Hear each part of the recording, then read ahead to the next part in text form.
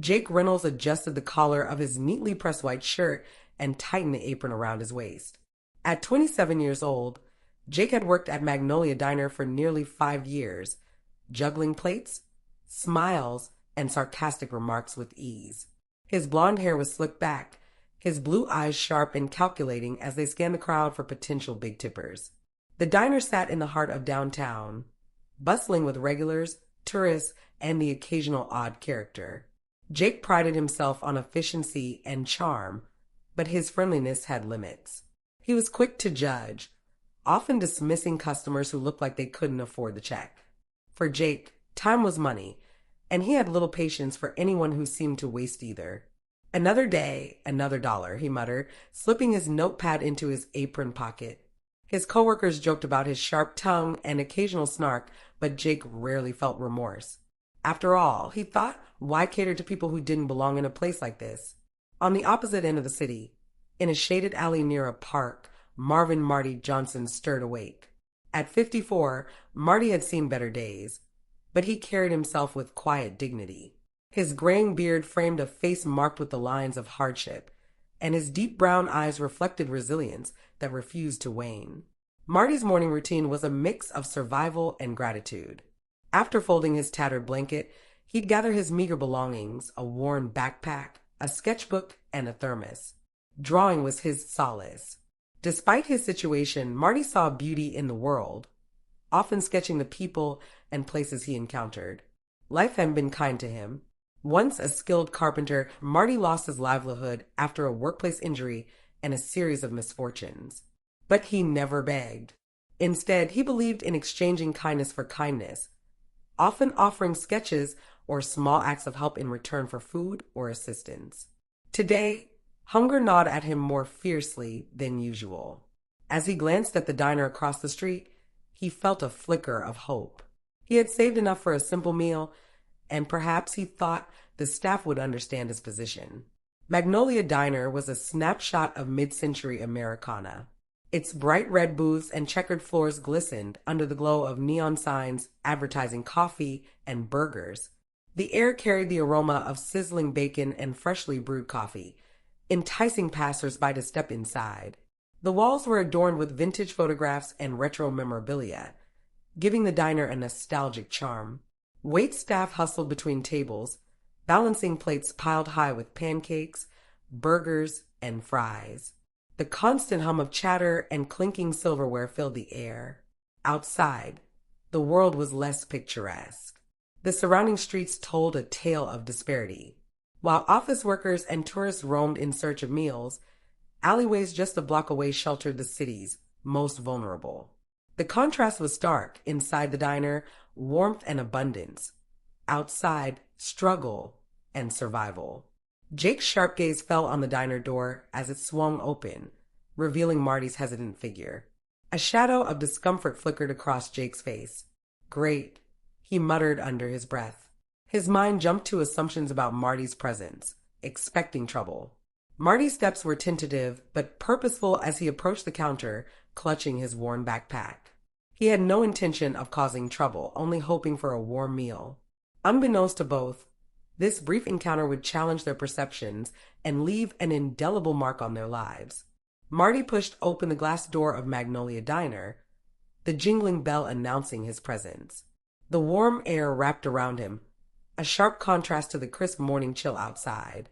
Heads turned briefly before returning to their meals, but Jake's piercing gaze lingered longer than most. Marty approached the counter, his steps deliberate but unsteady. The vibrant smells of the diner filled his nostrils, momentarily distracting him from the weight of judgmental stares. Sliding onto a bar stool, he offered a small, polite smile. Jake's eyes narrowed as he walked over, notepad in hand. "What can I get you?" he asked, his tone flat and distant. Marty reached into his pocket, pulling out a handful of crumpled bills and coins.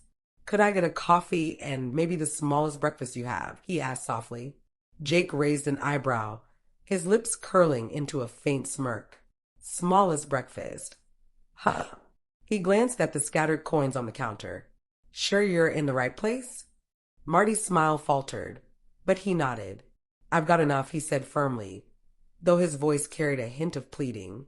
With a dramatic sigh, Jake scribbled on his notepad. "Coffee and toast it is," he muttered, loud enough for nearby customers to hear.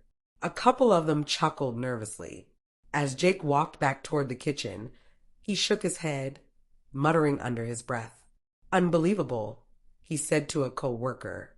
"People like him walk in here expecting what? A five-star meal for pennies?" His co-worker, a younger waitress named Lily, frowned. "Jake, he's just trying to eat like anyone else. Maybe cut him some slack." Jake rolled his eyes. "Come on, Lily.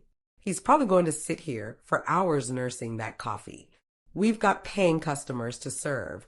Despite his outward dismissal, a tiny voice in Jake's mind questioned his actions. Was the mocking really necessary? He quickly shoved the thought aside, convincing himself that he was just being practical. After all, this wasn't a charity, and he had bills to pay. Back at the counter, Marty waited patiently, ignoring the sidelong glances and muffled whispers. He noticed Jake's sneer but didn't let it rattle him. Years of hardship had taught him to endure much worse.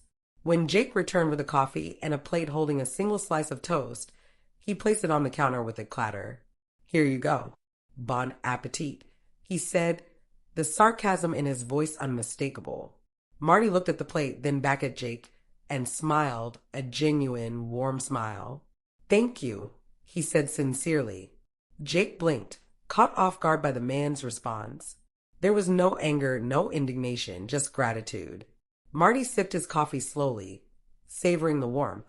Then he reached into his backpack, pulling out his sketchbook. As he began to draw, his hand steady and deliberate, the diner seemed to quiet around him. That simple act planted a small seed of curiosity and discomfort in Jake's mind. Jake couldn't stop glancing at the counter where Marty sat sketching. Every so often, Marty would pause, sip his coffee, and smile faintly as though lost in a world far removed from the diner. It was unsettling for Jake, who had expected complaints or indignation. Instead, Marty exuded an air of quiet contentment that stood in stark contrast to Jake's irritation. As the morning rush filled the diner, the interactions between customers and staff became louder, but Jake found his focus continually drawn back to Marty. A family seated in a nearby booth whispered while pointing discreetly at Marty. Jake overheard snippets of their conversation, phrases like "doesn't belong here" and "shouldn't they have rules?" Fueled by their remarks, Jake approached Marty under the guise of checking on his meal. He leaned closer, lowering his voice. "You done with that coffee yet? We've got people waiting for seats."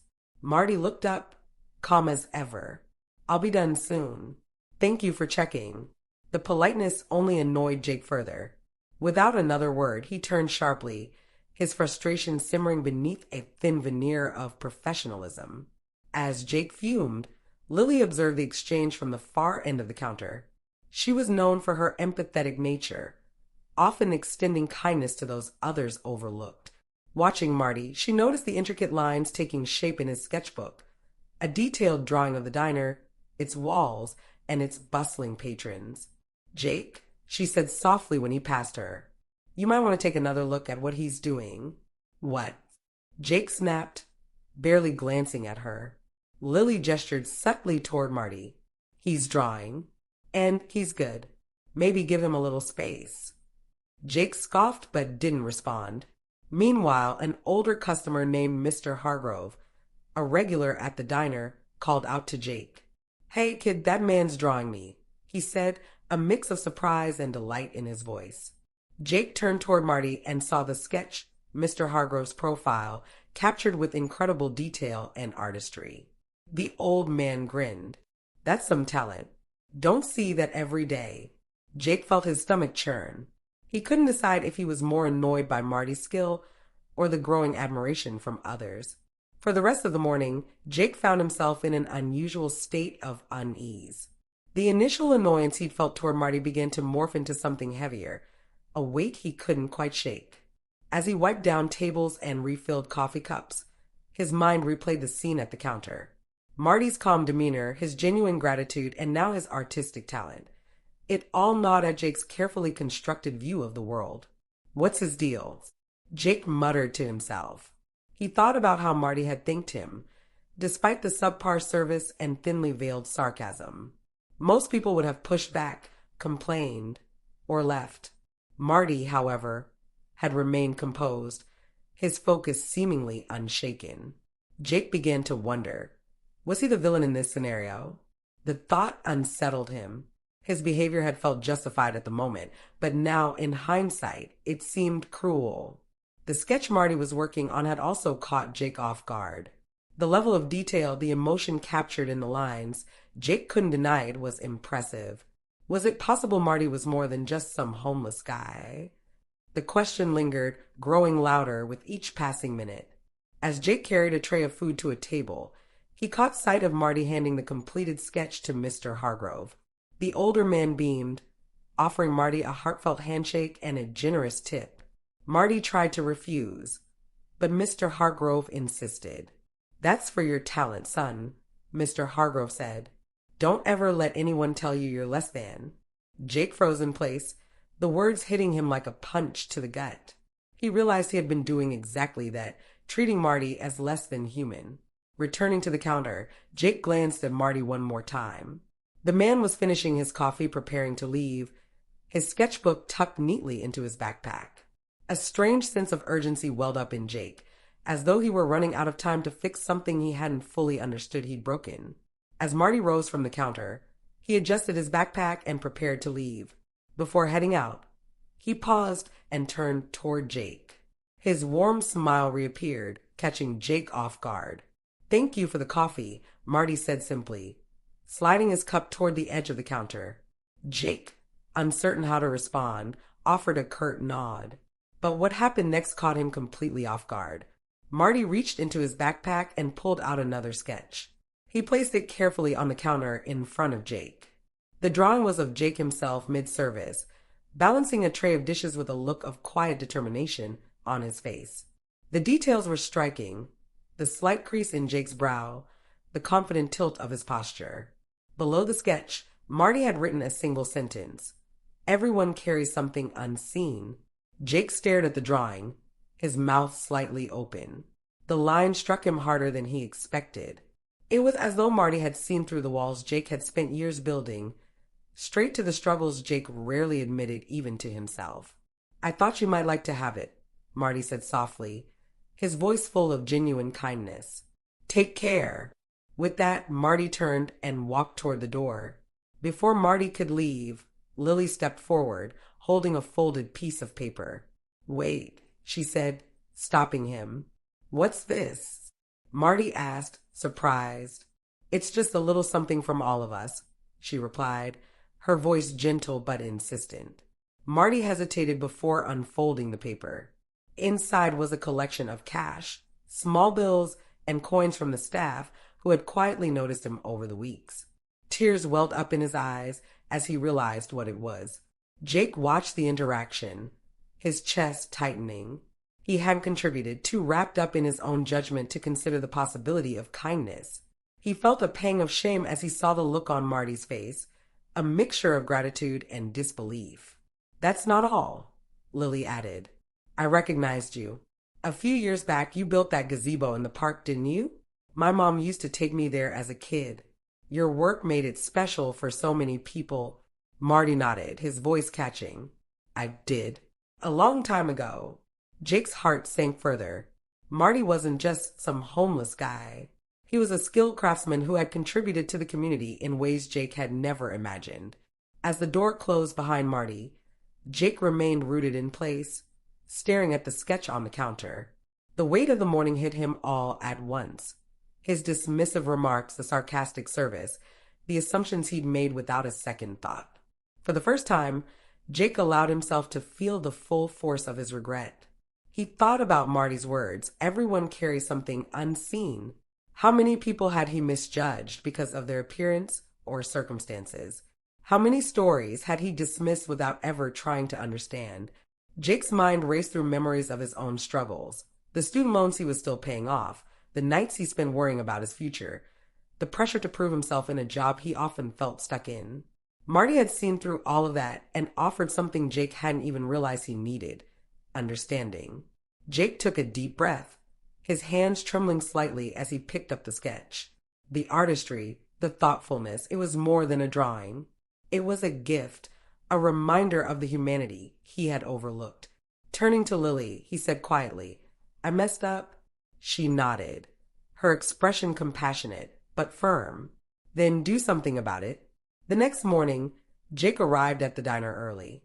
He carried a paper bag filled with warm pastries and a thermos of coffee. For the first time in years, he felt nervous stepping through the diner doors. He had spent the night replaying his interaction with Marty and deciding how to make amends. As the morning wore on, Jake watched the door, hoping Marty would return. Finally, just as he was about to give up, Marty appeared, his familiar backpack slung over one shoulder. "Hey," Jake called out, his voice uncharacteristically soft. Marty hesitated, unsure how to respond. Jake walked over, holding out the bag. "I owe you an apology," he said sincerely, "for yesterday, for how I treated you. It was wrong." Marty blinked, clearly surprised. "You don't have to." "I do," Jake interrupted. "I judged you without knowing anything about you. But you reminded me how much I still have to learn." Marty accepted the bag, his expression softening. "Thank you," he said, his voice steady but kind. From that day on, Jake began to change. His interactions with customers became more thoughtful, his tone warmer, and his patience greater. He started to see people not as problems to manage, but as stories to uncover. He made it a point to get to know regular customers, asking about their lives and offering small acts of kindness, a free coffee for a struggling student, a listening ear for an elderly patron. Word of Jake's newfound attitude spread quickly. Customers noticed and appreciated the difference, and even his co-workers saw the shift.